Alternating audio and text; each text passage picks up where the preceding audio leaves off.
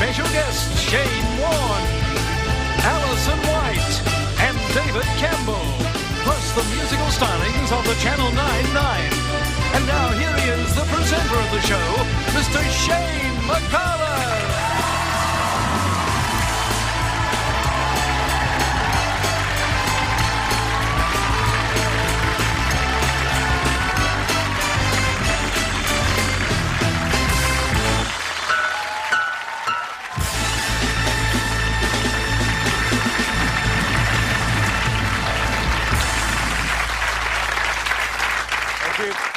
Thank you very much. Hello, I'm Sean Micallef, and I'll be your host for tonight. I just saw the big headline outside the newsagent, Turkey wins Eurovision Song Contest, and I thought, yeah, what's new?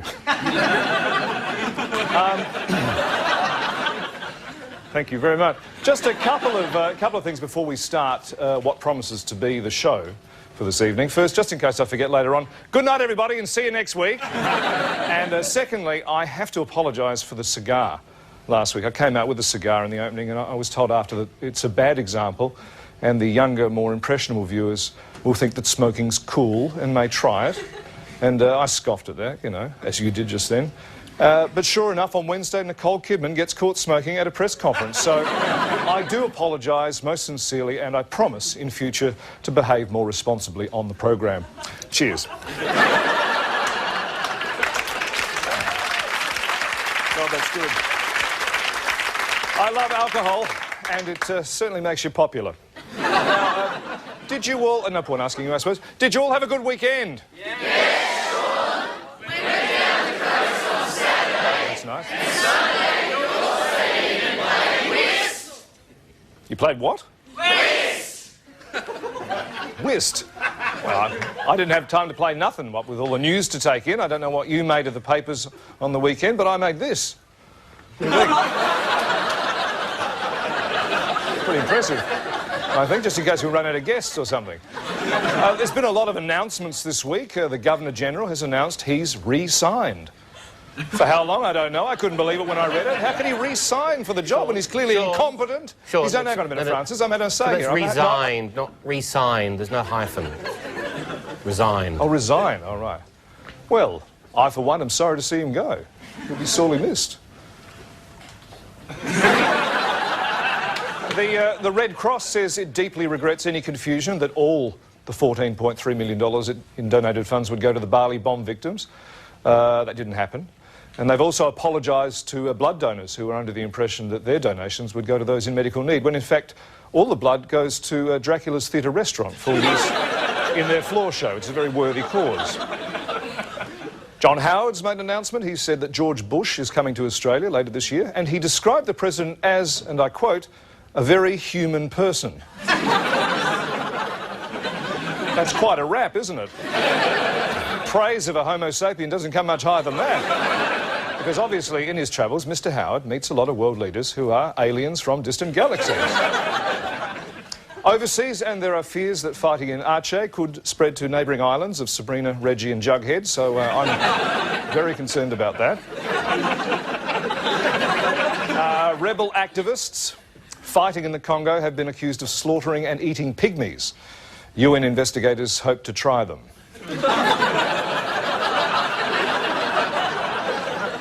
Now, actually, they've been there a couple of weeks now, and the head of the UN mission was said to be absolutely delicious. Luciano Pavarotti... Wait a minute. I should use the Green Labour government. Oh, God. Luciano Pavarotti has announced that he will retire in 2005 unless somebody can make a tuxedo that fits him. I'll be sorry to see him go. The Vatican has made the first formal admission that the Pope has Parkinson's disease. Still no mention of the crack addiction, though. Well, have we got a show for you tonight? Yes, we have. Nine have insisted on it. They have a contract, and fair enough. Cricketing legend Shane Warne joins us for a tete-a-tete.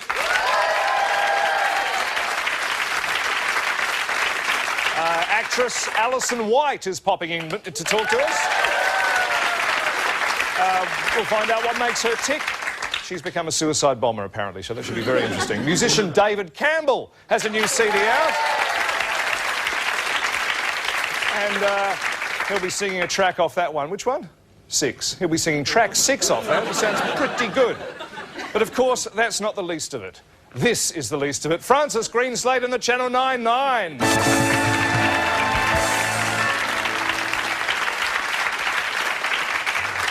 Francis, how are you? Francis, well. any change in the lineup tonight? Sadly, Sean, there is a change. Dizzy Gillespie's out with the mange. Yes. And in his place, on zither, the original Batman, Adam West. Ah.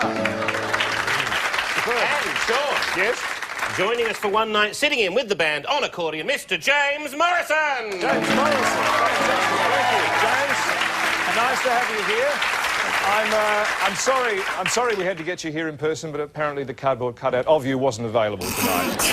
Thanks. It's great to be here in person, mate. Excellent. Fantastic. And look, well, Francis Greenslade, the Channel 9 plus one, James Morrison.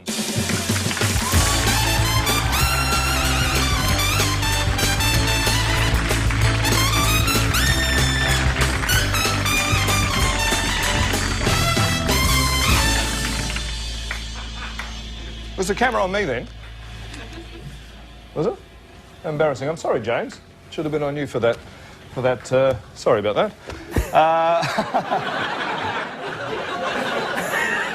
James, you got a tour coming up, haven't you? Yes. Yes, yeah. Well, what country are you touring? Next I'll be touring the United States. Yes, all right. And then back to Germany. I spent a lot of time there and round Eastern Europe. Yes, for world tour. That's it. And Australia too? You're doing Australia? Australia, yep. Touring around Australia at the moment. And for those interested, here are James Morrison's dates over the next few months. Way to go, James. Sorry, James? I said I'm very interested in my dates for the next few months. Good to hear. Well, thank you, James, and we'll see a lot more of James later on. We'll actually see him, which will be good. It'll be a treat. It's turning into a real show, isn't it? Well, you know, we have a bit of fun here on Micallef tonight, but we like to think there's room to stop sometimes and deal with things that impact on us in ways that are more serious.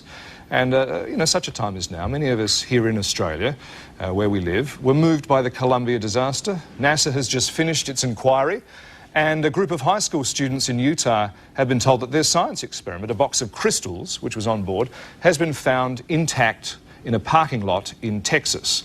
And that's fine, and we're happy for them, obviously. But we weren't so lucky here in Australia. You might recall that Glen Waverley Secondary College sent up several spiders who were tragically never to return. So while celebrations continue in Utah over the crystals, I'd ask you to spare a thought for those brave Aussie spiders and their arachnid families. Words are so inadequate, so we've prepared this tribute.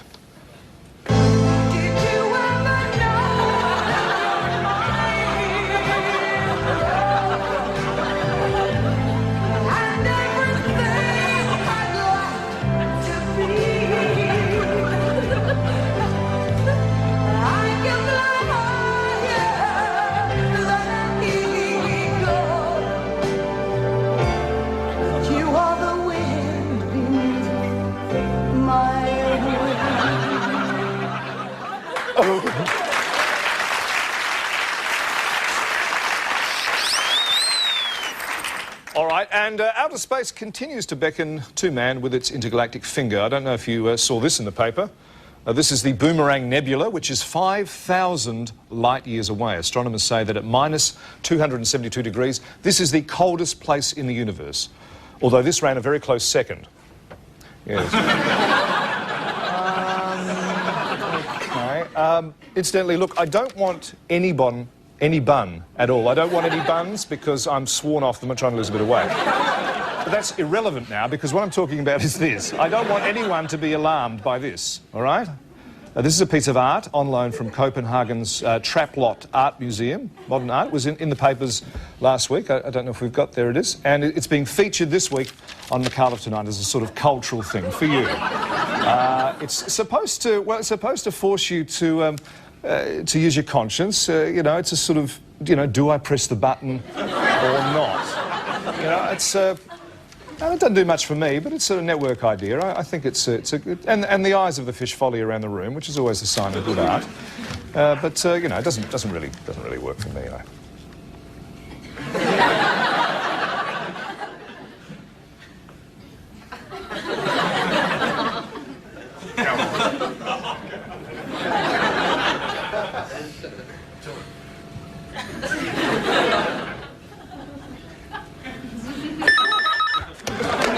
Hello? Oh, yes, right, we'll get on. OK.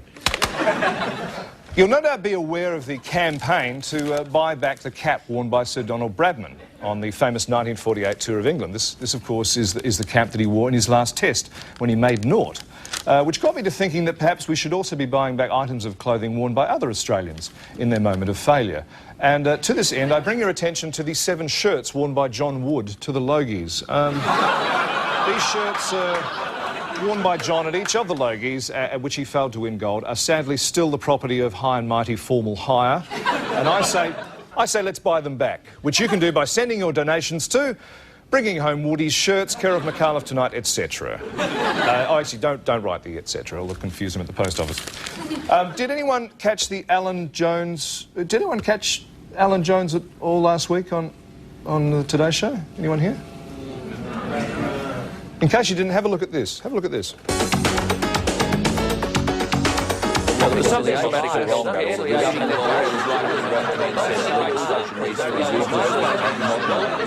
this week would be the time to start. Decent, non-Australian farmers deserve a chance. I'm Alan Jones.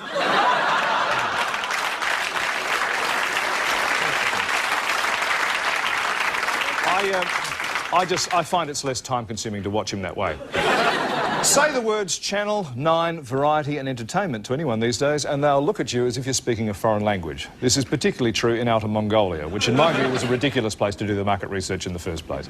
But it doesn't alter the fact that people love raunchy dance troupes. And our first act tonight is no exception. They are sassy, they are beautiful, they are Micallef Tonight's own Chronic Fatigue Dancers.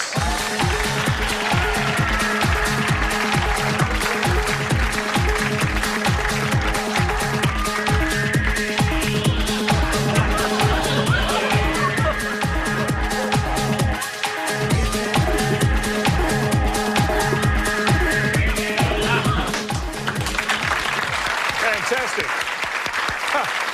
And they say variety is dead. Coming up next, some playoff music, some ads, a promo, and then us again and the rest of the show. We'll see you then.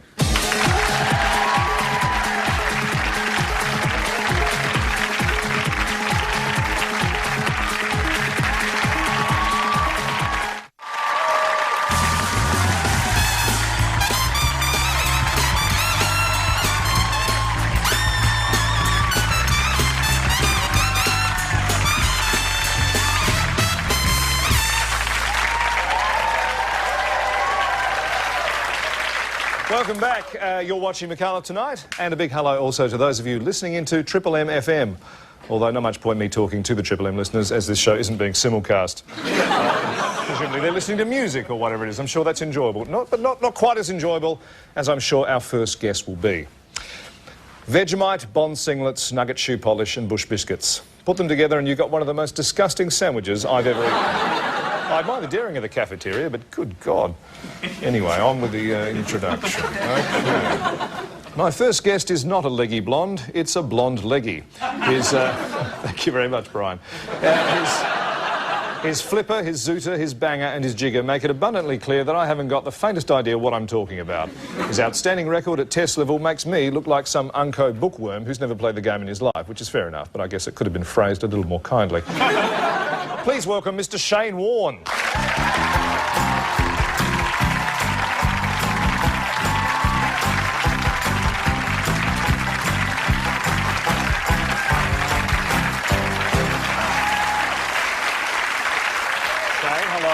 Hello, Sean. I was conscious as I shook your hand that it's a very delicate instrument I'm shaking there. The finger is on that hand that it was damaged.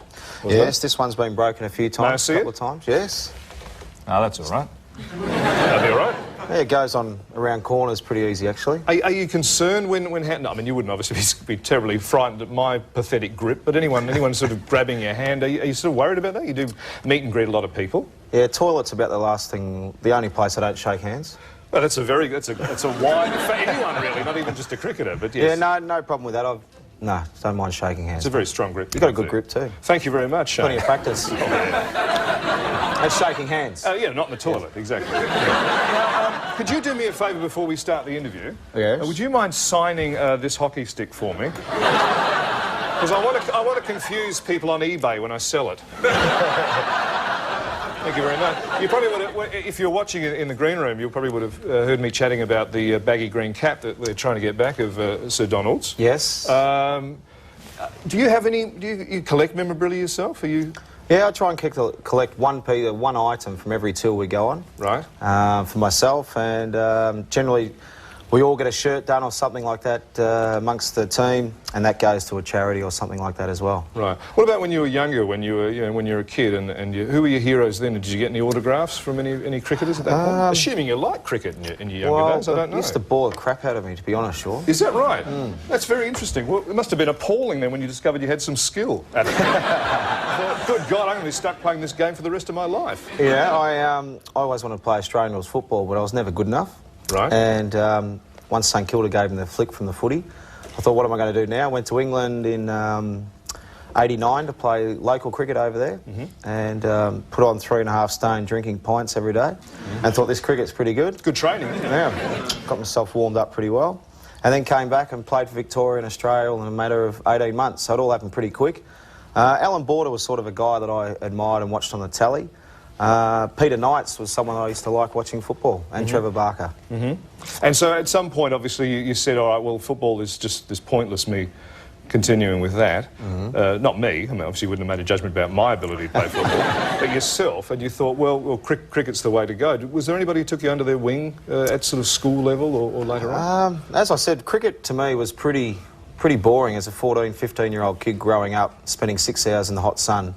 Didn't really interest me that much, but as I got into it and I had a taste of playing cricket for Australia, I was in and out of the side for probably 12 months.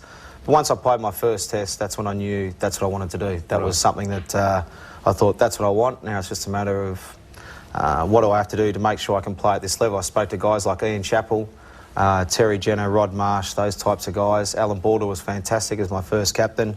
And, these are cricketers, by the way. Yeah, and those guys, they just, you know, they really stuck by me, showed me the ropes, and, you know, I thank them for their help. Yeah. What about the... You obviously enjoy the competitive aspect of the game. Since February, what have you done to satisfy that need, perhaps, to enjoy the competitive side of it? Whip my mates' butts at backgammon, golf. Yes. I'm trying to get my handicap down to single figures, so I'm playing lots of golf, helping out a little bit at St Kilda Football Club.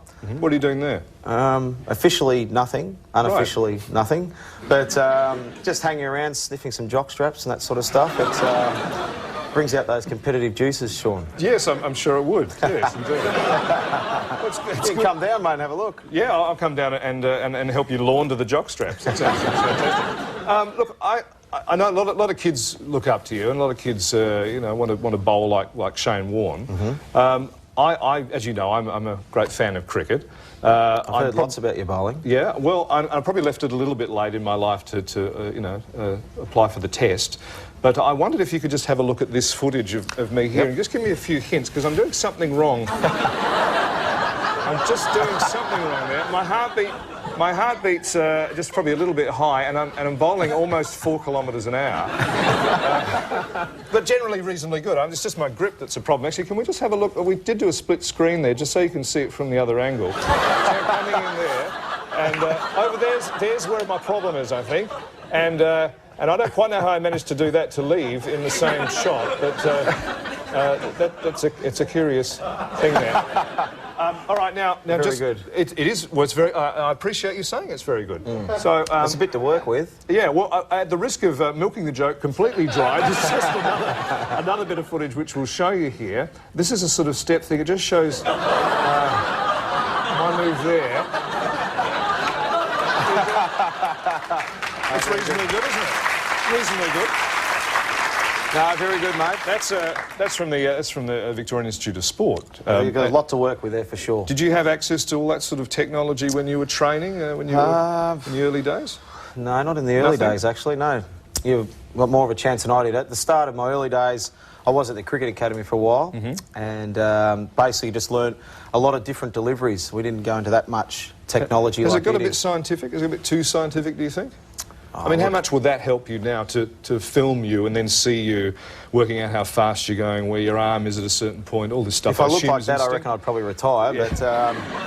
No. Look, I think it does help you. I'm not insulted, Jane, honestly. I think there's a place for it. I think the computer side of things and analysing different opposition players and things like that, I think like anything, you use your brain to do that, and what you can see is you can generally get a thought of where somebody's weakness is. But it is nice to get reinforced by a computer or some footage to say, look, this is where he's getting out, but or to help you where your arm is if you're not performing as well as you'd like, to have a look at some footage.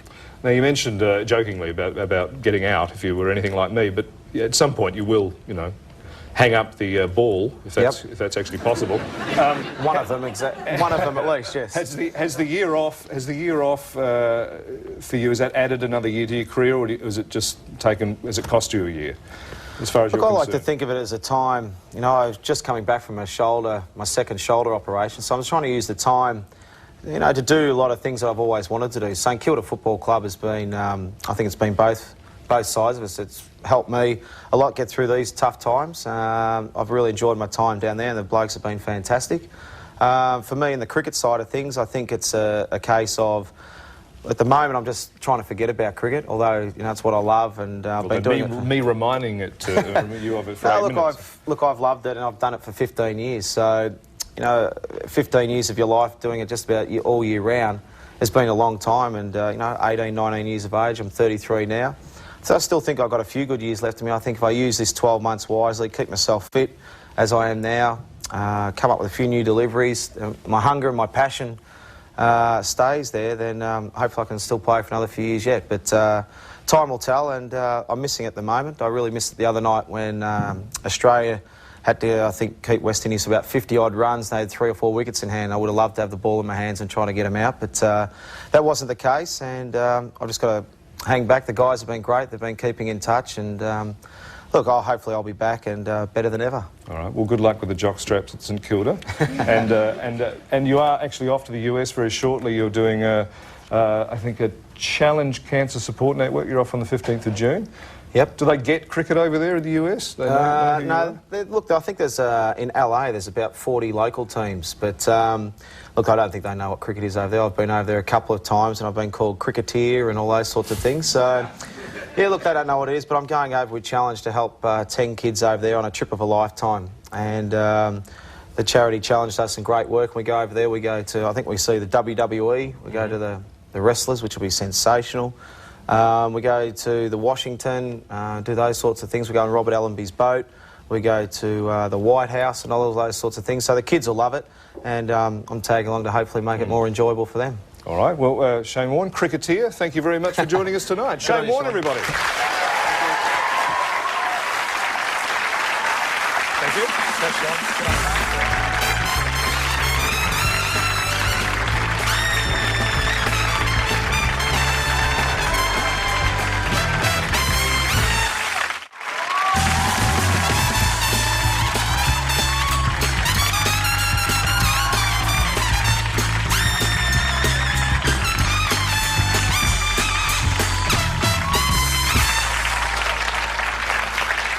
Well, hello, welcome back. A change is as good as a holiday, in my view, and we thought we'd do something a bit different at this point in the show, something I hope might become a regular segment. Francis has arranged a little bit of an outing for us. Francis? Yes, Sean, and tonight it's Paul McDermott. Paul McDermott.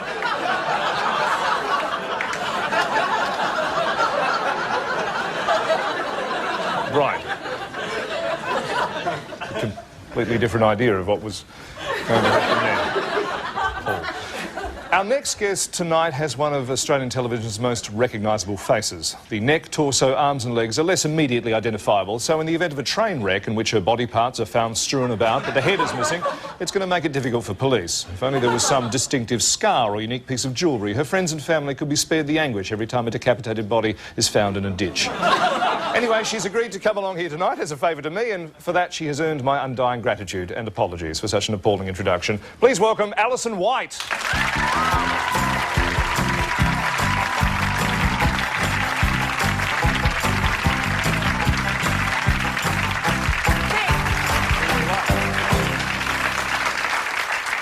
Alison, how are you? I'm good. Did I damage your finger as I was shaking your hand then? No, That's it's all right. fine. Okay. I can bowl again. Excellent. All right, now, can you do me a favour just before we start, because we've got we do promos. You know what a promo is? You know, I know it's been a while since you did the TV show, but a promo, you do it to advertise the next week, and what they do is they grab bits of this show. And I just want a little bit where you're looking like you're enjoying yourself, and it may not happen during the interview, so I just want to sort of fake it now if we could. Is that all right? Sure. Because it's a bit desk-bound, this show, and they need an arresting image to encourage people to... so if you wouldn't mind, it's just to sort of create a bit of a talking point for the promo, not actually part of the show. Could you just hold that, and I'll do something reasonably lively. OK, thanks. Can we have some music just to...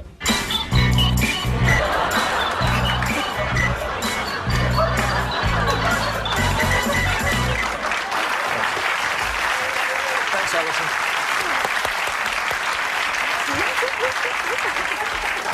Thank you very much for that. You won't see that on Denton. All right.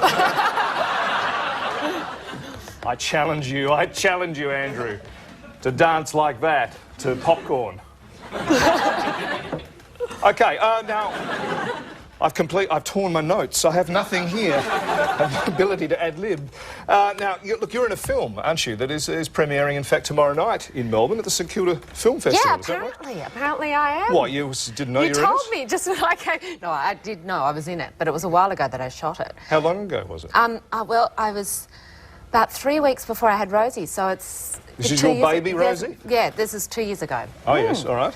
So, and Rachel Griffiths kept on pointing at my stomach going, stay, stay, stay, because I was really, really due. Could you talk longer? Because I'm completely out of breath. It's a very sad indictment on my health. Yes, indeed. All right, I should have pre-recorded it. No, go on, have a chat. So, yeah, tell us about what's Rachel Griffith like as a director, because she's predominantly known as an actor, and she directed you, and how was she? She was fabulous, really, really good. And I think that the film's fabulous. Yeah? So, And it's a short film, isn't it? So, at the premiere, what, do they have a big ceremony? Do a red carpet or a red mat or something? What do you... Don't know.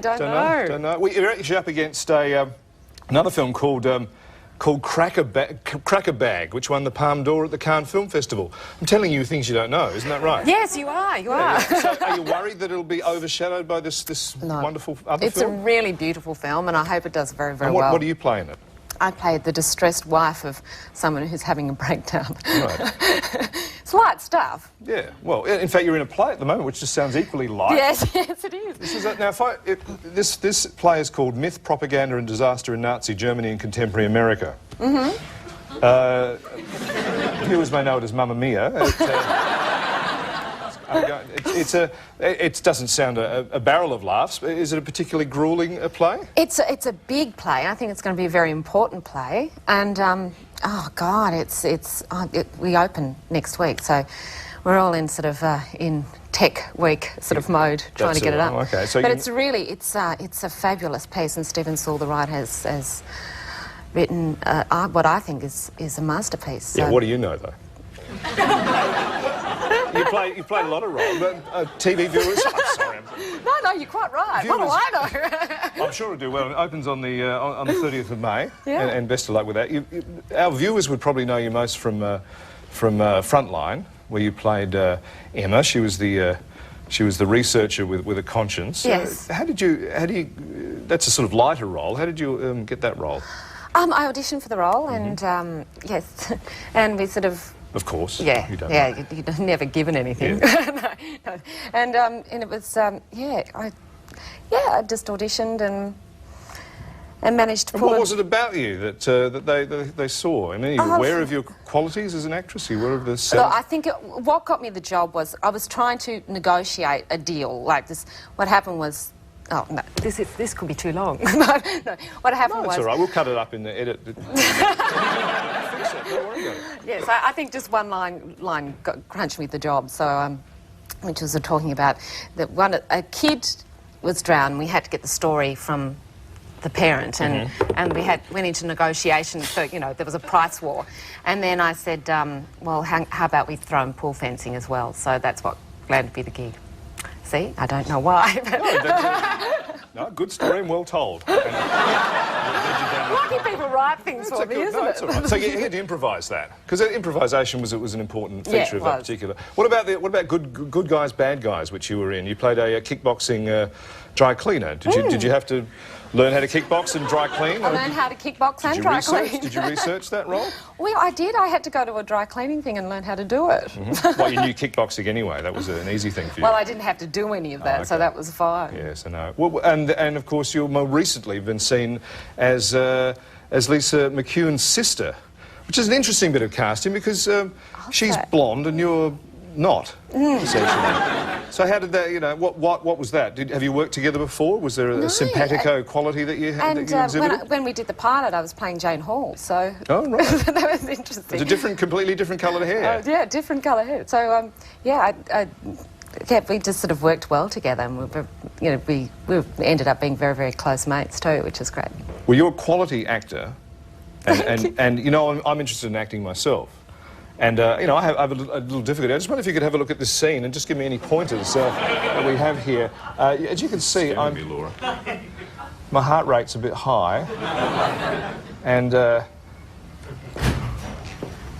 think that's it, essentially. It pretty much goes down here from here. See? So how could I have done that a little bit better? It was perfect. Did you think? Absolutely. Oh, thank you. It's very kind of you. Good luck with the play, which, as I said, opens on the 30th of May. Yeah, it's a really good one. It's a really good one. And so Mamma Mia, and then you go on tour. No, it's not. It's a myth propaganda disaster in Nazi Germany and Contemporary America. What a title! Okay. Best of luck, and thank you very much for coming on the program. Alison Whyte, ladies and gentlemen.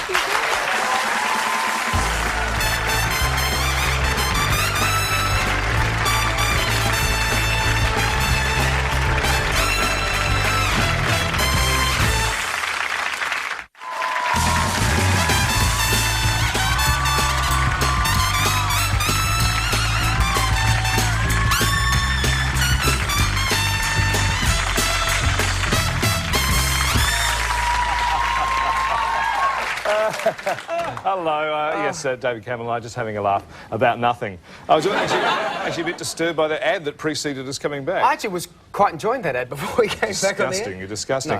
No. Now, David, you and I met many years ago at Channel 7. Yes. We were both involved with the Jim Owen show. Television show. Yeah. What exactly were you doing? I think I was just on there like as just a quick random guest or something, really early on in my career. This like is in 94, yeah. And of course it was in 95 that you went to New York. Yep. And that's when things started happening for you. Yeah, it all just started to snowball from there. What did you do over there when you got there? What was the purpose of going over to New York in 95? I got a chance just to go sing over there, so I thought, oh, I might as well go over there for a couple of weeks, and I ended up staying for like 3 years. Mm-hmm. So it was great. It was great fun. And you did a number of shows over there? Heaps of shows over there. Did some Broadway stuff, did some cabaret stuff. And how long was it after returning to Australia? Because you did a one-man show, didn't you, in Sydney? And how long was that after you returned? That was soon afterwards, and then I went straight into Shout after that. Right, which was a success. A huge success. I received no invitation. It was in the mail. I didn't go. I didn't go and see it. Sorry. Now I'm going to ask you a question which you probably haven't been asked before. What's it like being the son of Jimmy Barnes? It's like being anyone else's son, except louder. Well, I imagine it's a mixed blessing. It has been for me. I imagine it opens doors for you, but then people go, well, you're a certain... They expect certain things of you. It opens doors for you, but then the onus is on you to sort of, you know, really show your worth. Right, so that works for about, what, 5 minutes and then you've... Yeah, it's a good sort of party trick. It's great to pick up, but then, you know, for the rest of the week, what are you supposed to do? Fair enough. Terrible. I've got now, you've got a CD out. Can we just have a look at that? There it is. That's the CD there, pretty much, as you'd expect. Well, what makes it distinctive? Well, you've been very cunning with the marketing, David. Is that it's digital? You've put this around it, you see, so people can actually buy it there. Nice photo. So it's not a long playing album, is it? It's 3 singles. It's 2 singles and then a live acoustic version of Hope. Yeah. And Hope is what you're going to perform for us Hope is what I'm about to run over and do for you. And are you going to do it live? Are you actually going to perform it? Because you know, there's a lot of lip syncing. Lip syncing? What are you trying to say? Well, lip syncing goes on. We don't have it on. We don't do it on the show. No, I'm going to belt it out live for you, mate. Because people are very cynical. You know, the audience is pretty cynical. They just assume that you're lip syncing. Well, what do you want me to do? Well, I'm glad you asked. Could you perhaps I'm a great guest like that. Include the word Lamington at some point in the show for us, which is, I take it, not actually in the original lyrics. That's not there, is No, it? but it's... Or cantaloupe? No, Cantaloupe would be Lamington good. I can do. Cantaloupe rhymes with hope. That could work for you. No, You I could do Lamington. I could think of a spot. Well, I appreciate that. And when can we expect it? How long into the song? Give me about 3/4 of the way through. Try the bridge, in the bridge. I'll sing it nice and loud. The Lamington will come over the bridge. If the Camberton comes straight into me, I'll dodge it right down the camera. Lamington. That's good, all right. I'm sure Adi can work that out, all right. Would you like to go and plug your amp in and whatever you musos do? Mate, yep. All right, and I'll have a chat to the audience and then we'll be ready for you and we'll hear the special song. Thanks a lot. David Campbell will be performing for us very shortly. Thank you, David.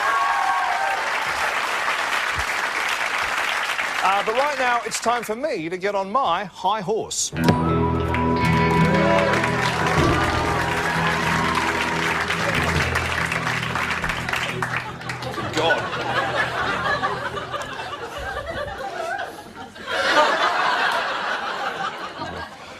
My jockstrap, I'll get Shane back out here.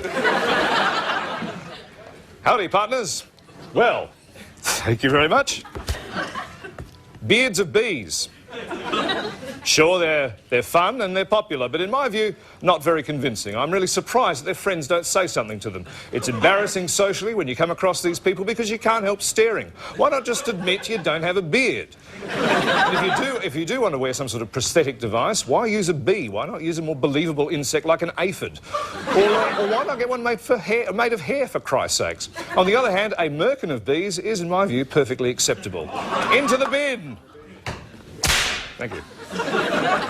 Right. OK. Now, I bought some fake vomit yesterday. All right? It's my parents' silver wedding anniversary, and I wanted to surprise them, doing something a bit different. And, I took it out of its wrapping so I could, put it in a nice box. And I found this inside. Can we get a shot of that? Can we get a shot of that? See, they're checked by number 304. Now, don't get me wrong, I'm all for quality control, but how wrong can you go with vomit? What would be unacceptable? It could be triangle-shaped, tartan-coloured, and it still works as far as I'm concerned. I mean, surely there's some room for artistic licence. After all, vomit covers a lot of ground. I know mine does. Into the bin! Thank you very much. All right, doing well tonight. Out of the bin, all right. Here we go. Now, my surname is often misspelled in the press, so I'm pretty used to it, and I would not clamber up here to diss a newspaper, even if it is one of Murdoch's, just for misspelling my name. However, The Australian, we might need a stool store for this, The Australian's TV program guide last week had this in it. They spelt Micallef all right, but they sort of lucked out there with... Tanished. It's like lyrical quality to it. I guess it's lucky we didn't have Elton John on that show singing the 14th track from Goodbye Yellow Brick Road, or the entry would have been this, featuring Saturday Nichts or Risht for Fishting. Into the bin! All right. Hey, thank you very much. Robert Palmer. All right, rings enough, you say. Into the bin. We don't have to go on and hear you, Sean. But no, hear me out, or rather, hear this. Doctor, doctor, give me the news. I got a bad case of loving you. All right, now, doctor, give me the news. I've got a bad case of loving you. Now, Robert's gone to the trouble of visiting the doctor, asks about the test results, and then proceeds to diagnose himself before the doctor can respond. Try claiming that back on Medicare. And why doctor? He's either seeking a second opinion or has double vision. Into the bin! All right, now, according to our ratings figures, this is the point in the show where a lot of our older audience, 50 plus, decide to go to bed. Well, here's something that will remedy that, in my view.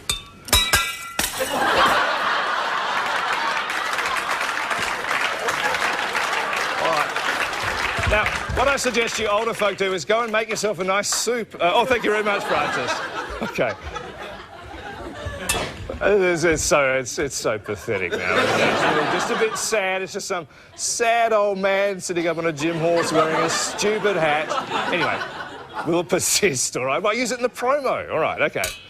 Wake up, you old fools!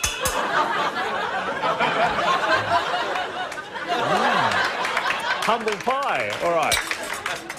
And now, ladies and germs, here's David Campbell and his amazing singing. Thank you very much, David. Very kind, very kind. Are you going to say Leamington? I did. You did?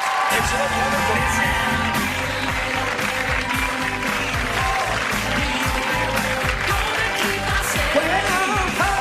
There's gotta be a little Welcome back to the segment everybody is talking about. Well, I am at the moment anyway.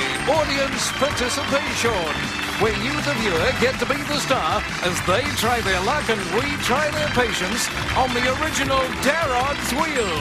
Over to you, Sean, and the other guy. Thank you very much, Pete. And Francis, who do we have here? No one, Sean. The Micallef Tonight werewolf is still getting a contestant from the I studio. see, all right. Ah, here they are. Thank you very much. Thank you very much, Jason. That's all right, Sean. Not even a full moon tonight. All right, and who do we have here, Francis? Sean, this is Jasmine McGregor. She's a student and she hails from Warne. I see. Warrenwood. Any, Warren guy. something with a W. Any other information you have? No, I'm sorry, that's it. Well, what's her hair colour? Oh, her hair colour is... Well, it's... All right, OK. Yeah. Now, sorry, what was the name again?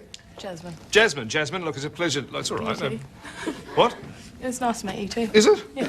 Good God, that's the first person who's ever said that. I'm not sure I've ever asked it. Well, look, it's what do you do for a living, assuming you do anything? I work for an accounting firm. All right, that must be exciting. Do you have any yeah. hilarious stories? Not at all. No, all right, OK. Are you enjoying it? How old are you? 20. 20, all right. Yes, it's a good age, isn't it, Francis? Oh, a very good age.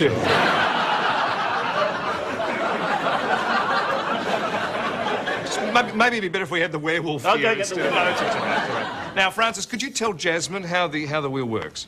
It spins. All right, and excellent. Pete, what can Jasmine hope to take home with her tonight? A lingering sense of humiliation. Yes. What about the prizes, though? Oh, yes, Yeah, yes. thank you. Well, lime green is the new black this year, and what better way to wear it than painted on this 1976 Holden Gemini? Heads will turn, as will many stomachs, as you drive past in this baby. Hear them gasp, particularly when you mount the curb and career through a shop window. Holden Gemini, Australia's answer to the Corvette, assuming the question was very badly worded. Or why not sit back and be mystified by a one-year subscription to Foxtel's Jimmy Hannon channel? 24 hours a day, 7 days a week, devoted to Australia's 29th favourite television presenter. And what better way to endure him than on this beautiful 18 3/4-inch JVC TV? U and JVC, 4 letters of the alphabet. Or what about a 1958 upright stove with the top-of-the-range oven hood to the value of 14 guineas? Gas-operated and with a door that both opens and shuts. It's the perfect gift for someone without a stove. New world, so good they named it once. Back to you, Sean, and... oh, sorry, it's gone. It doesn't matter. Good luck. Thank you very much, and good luck, Jasmine. It's very, very good luck. Now, you ready? No. No, you are ready. Yep, ready. You are ready. Okay, you are ready? Yep. Yes, you are. Okay, now pick the. What number would you like? Any particular number take your fancy? 17. 17 is an excellent choice, Jasmine. Congratulations on your selection. 17. We'll go the long way around. There we go. So much more satisfying when we go around that way. All right. Big spin, and the best of luck to you, Jasmine. Big spin. All right, 2. Excellent. All right, 2. Come on, Jasmine. That's very good. That's a very good... No one's ever got a 2 before. You could be going home in this. That's if you don't watch yourself, all right? OK, now, all you have to do is answer a very, very, very simple question. This question is very simple. It's Francis, isn't it? Yes. You can vouch for me on this one. Yes. All right, you read the To question. win, Sean... Oh, yeah. Oh, very good. Thank you for cueing me. To win, Peter, what? Oh, I'm sorry, Sean, I've left my notes in the car. All right, Francis, what is the winning thing? Oh, certainly, Sean. I shall tell you. Jasmine, your prize tonight is a Micallef Tonight gift pack featuring a rubber band, half a pack of miced Volvos, and a pile of loam valued at under $50, courtesy of Prestige Loam. Loam. Loam, that's pretty good, isn't it? Prestige Loam. You're very, very kind to the Micallef tonight, whatever the program is. Awful. Just awful. Thank you, Pete. Sorry, I jumped in on there. All right, Jasmine. OK, now, you ready for the question? Yep. OK, Francis. Yes, all right, Jasmine. You ready? Yep. What's the best day of the week? A Tuesday, B Friday, C Thursday, and E Sunday. Sunday. No, hang on. No, we're Okay, Too soon. Too soon, Jasmine. You're too eager. We're You going to have some think music. You can just review that particular decision. Right. Here's some think music.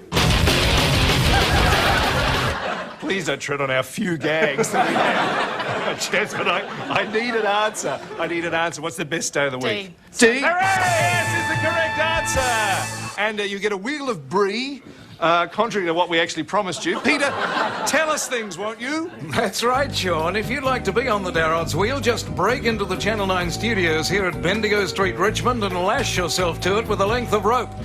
Or alternatively, put your name and address on the back of an envelope. Not the front of the envelope, because obviously if you do that, you'll just be posting it to yourself.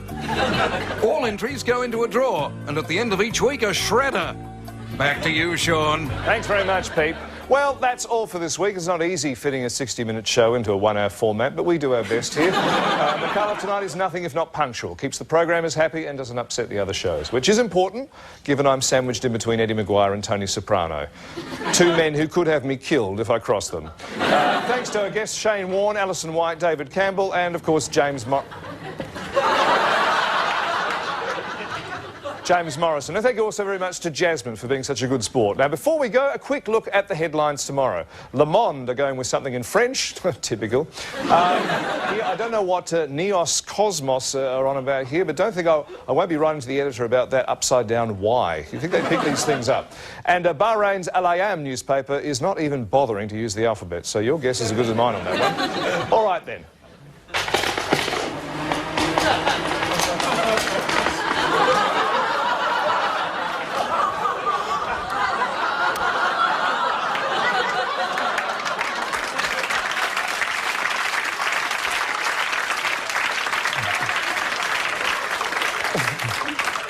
Oh, my God, the humanity.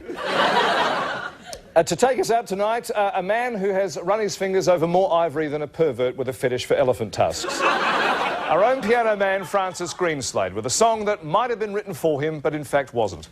Billy Joel wrote it for himself, and very sensibly too, because it was written in 1973, and Francis would have only been 10 and not able to do it justice. But here he is now, older, but no less adorable, with Billy Joel's immortal classic, Piano Man. It's 9 o'clock on a Saturday. The regular crowd shuffles in. An old man sitting next to me probably will be for life. Bill, I believe this is killing me, and the microphone smells like a beer. It's sad and it's sweet, still in the Navy. Not really sure how it goes. Da da da da da da. Da da da da da da da. Sing us a song, you're the piano man. Sing us a song tonight. We're all in the mood for a melody, and you got us feeling alright. Got us feeling all right.